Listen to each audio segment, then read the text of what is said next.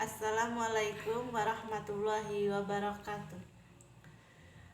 Menurut Rasulullah Shallallahu Alaihi Wasallam, ada 3 macam hakim yang ada di dunia ini. Yang mana hakim yang masuk surga ada 1. Pengelompokan hadis tersebut berdasarkan sebuah hadis Rasulullah Shallallahu Alaihi Wasallam bersabda, hakim itu ada 3 macam, hanya 1 yang masuk surga, sementara 2 macam hakim lainnya masuk neraka.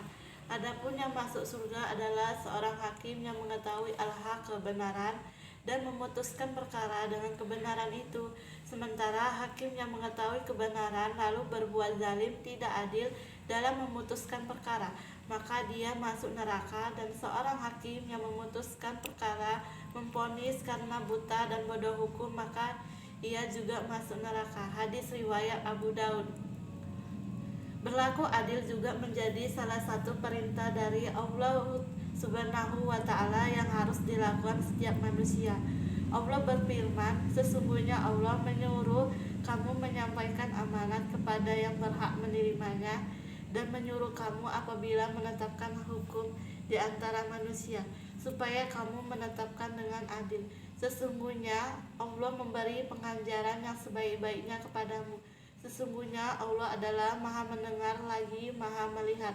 Quran Surat An-Nisa ayat 58. Pertama, kita harus adil kepada Allah Subhanahu wa Ta'ala. Caranya adalah dengan mematuhi segala perintahnya dan menjauhi segala larangannya. Kedua, kita harus adil pada diri sendiri. Adil pada diri sendiri misalnya dengan memelihara keselamatan diri dan tidak menyiksa diri sendiri. Ketiga, kita harus adil pada orang lain.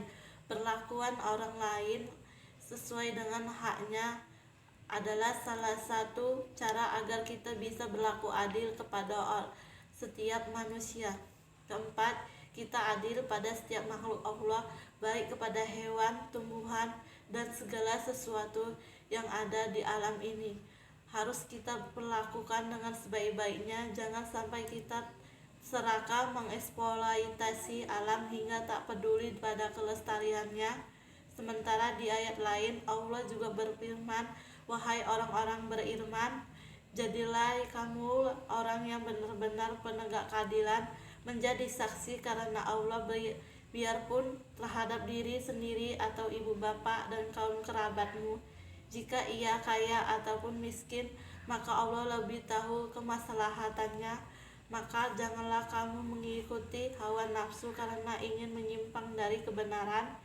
Dan jika kamu memutarbalikkan kata-kata atau enggan menjadi saksi, maka sesungguhnya Allah adalah Maha mengetahui segala apa yang kamu kerjakan. Quran Surat An-Nisa ayat 135.